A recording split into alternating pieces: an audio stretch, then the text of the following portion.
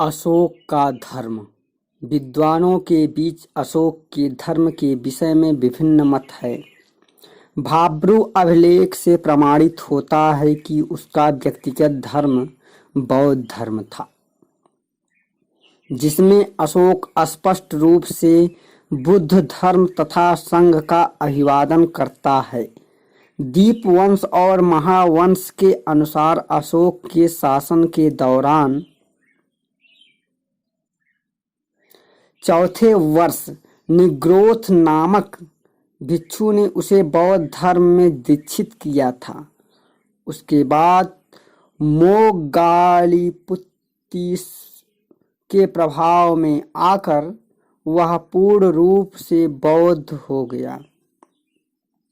दिव्यवादान कहता है कि अशोक को उपगुप्त ने दीक्षित किया था।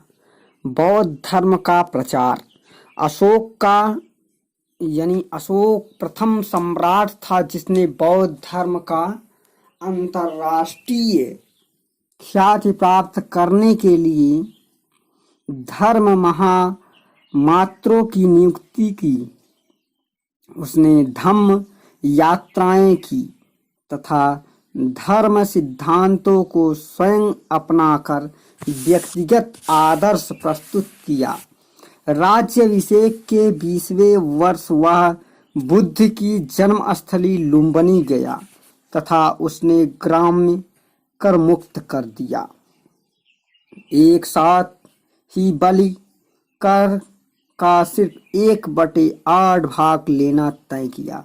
उसने निगलीवा में कनक मुनि के स्तूप को संवर्धित एवं द्विगुणित करवाया।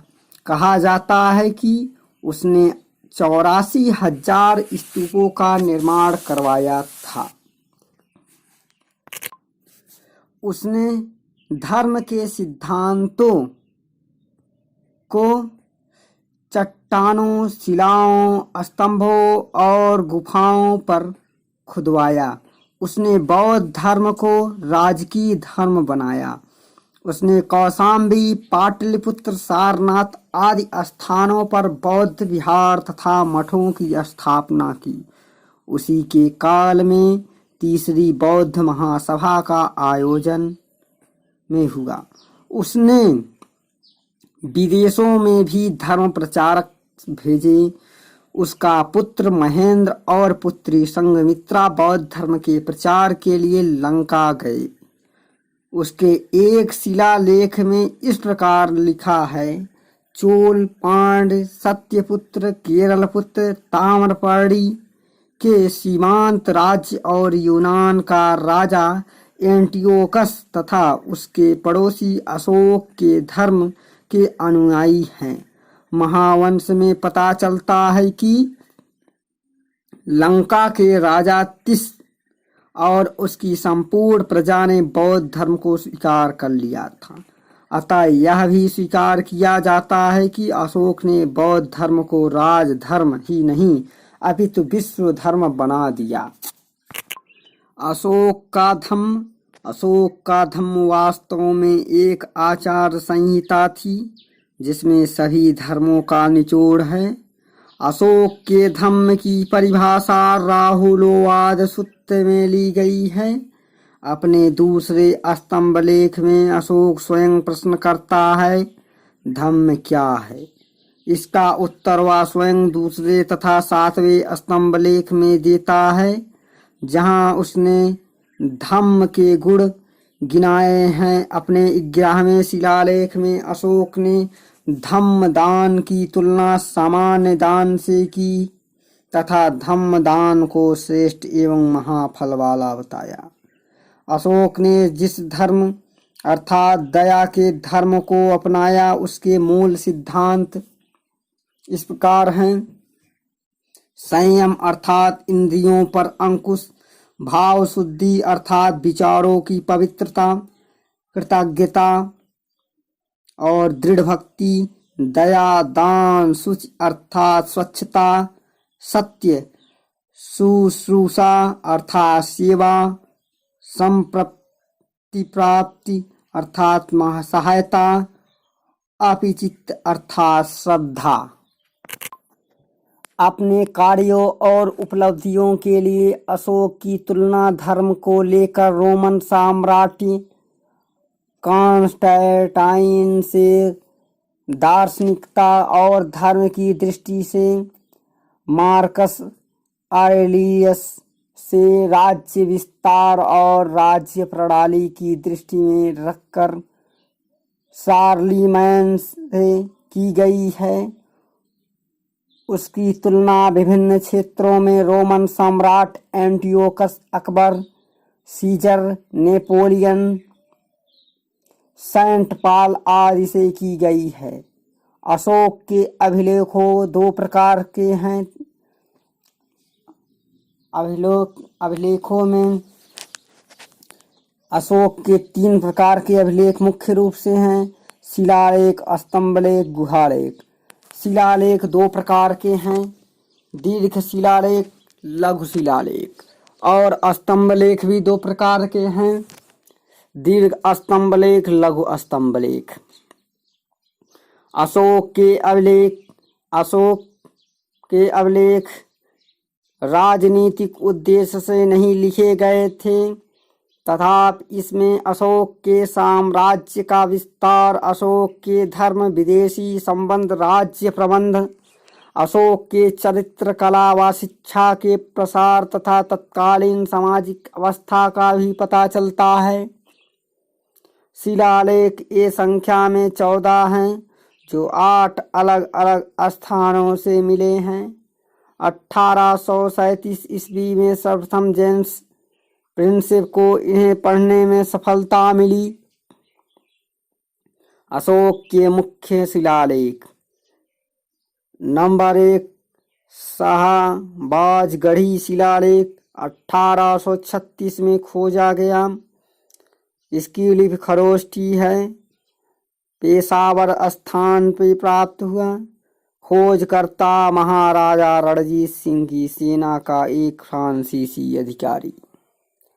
मानसेहरा शिलालेख 1889 में खोजा गया। खरोष्ठी लिपि है। हजारा कैप्टन ले ने खोज किया। गिरनार शिलालेख 1822 में खोजा गया। ब्राह्मी लिपि है। काठियावाड़ या टाट, जूनागढ़। धौली 1837 में। ब्राह्मी लिपि देहरादून उत्तराखंड में है। फॉरेस्ट जौगढ़ 1850 में। ब्राह्मी लिपि गांजम उड़ीसा। सर वाल्टर इलियट और सोपरा अभिलेख 1882 में खोजा गया। ब्राह्मी लिपि इसकी है। थाना महाराष्ट्र।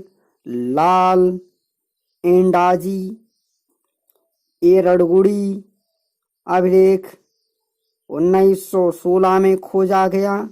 ब्राह्मी कुर्नूल आंध्र प्रदेश। अड़घोष ने इसकी खोज करता थे।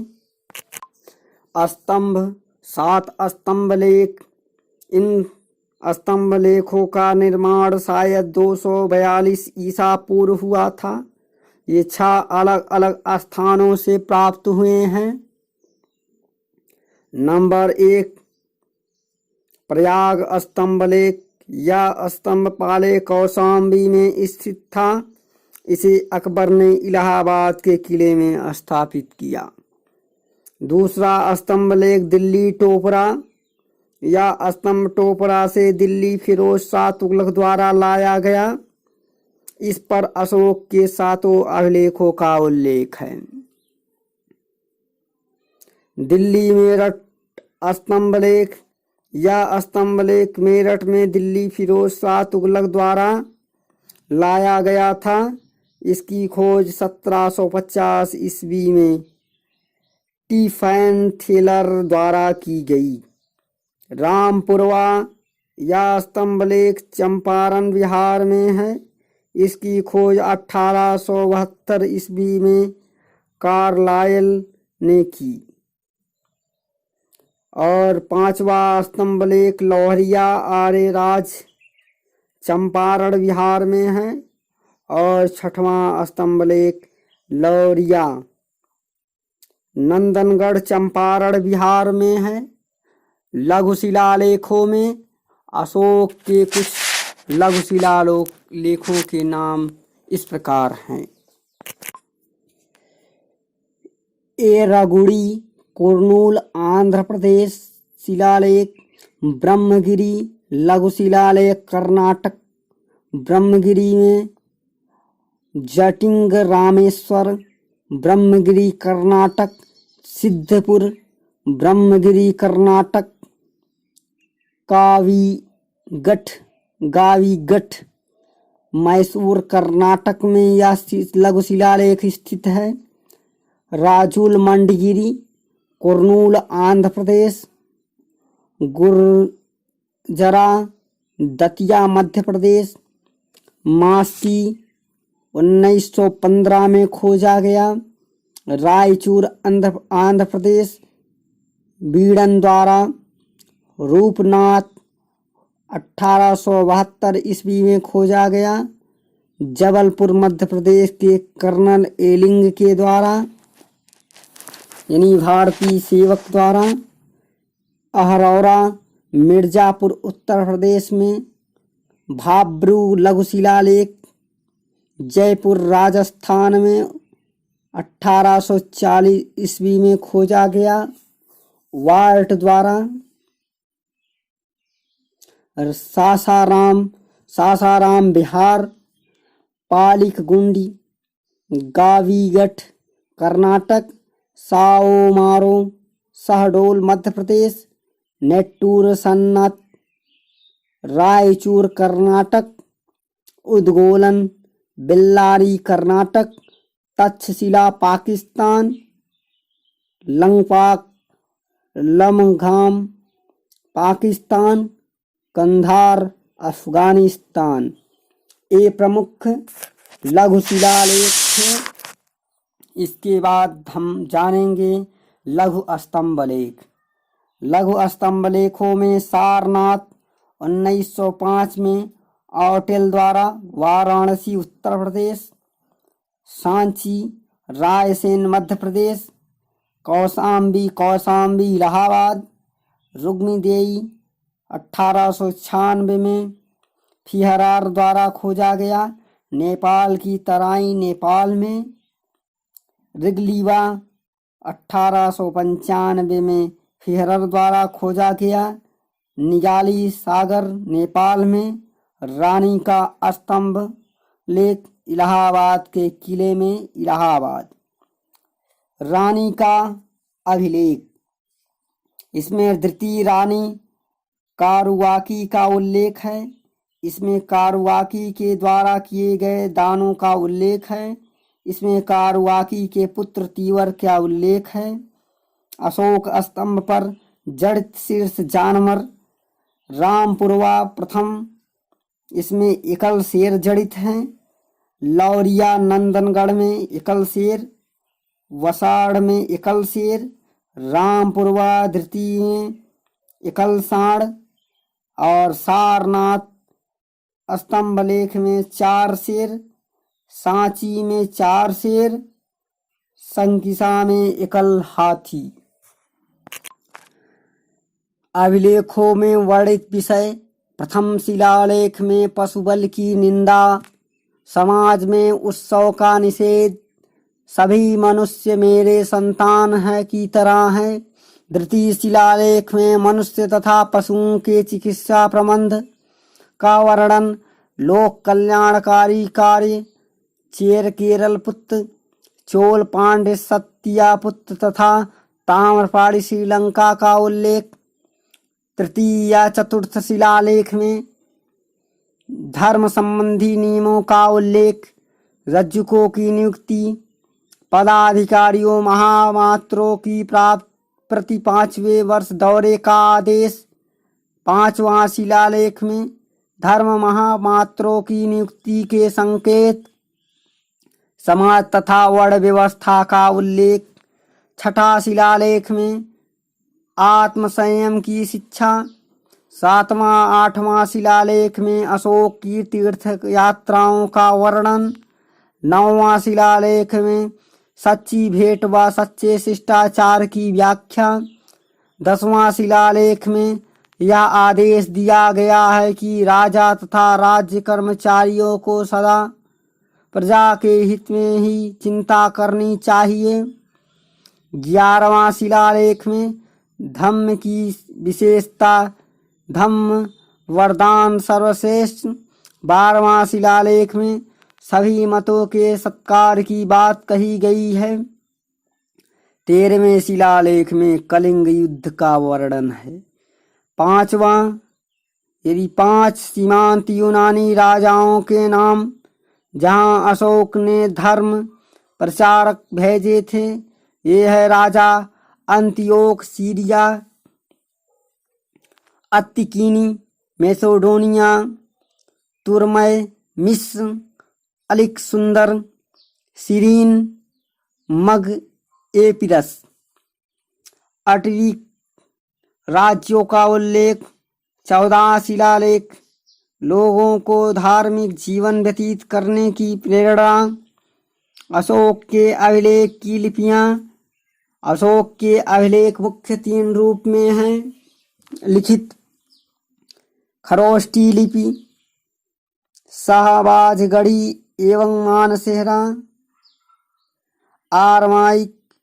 अरमाइक लिपि, तक्षशिला एवं लघुमान काबुल, अरमाइक एवं ग्रीक लिपि, द्विभाषी सर, एक कुणा, कंदार से सभी शिलालेख, लघु शिलालेख, स्तंभलेख एवं लघु स्तंभ की लिपि ब्राह्मी है। अशोक के उत्तराधिकारी के संबंध में प्रामाणिक रूप से कुछ कहा सकना कठिन है। यह तो बताया जाता है कि अशोक के कई पुत्र थे, किंतु यह रहस्य अभी तक खुल नहीं सका कि उनमें से कौन अशोक के पश्चात गद्दी पर बैठा। यह माना जा गया है कि रानी कारुआकी का पुत्र तीवर गद्दी पर नहीं बैठा, किंतु उसके अन्य 3 पुत्रों महेंद्र, कुणाल और जालौक का नाम भी साहित्य में आता है। अंतिम मौर्य शासक बृहद्रथ की उसके सेनापति पुष्यमित्र शुंग ने हत्या कर दी। शुंग वंश की स्थापना की।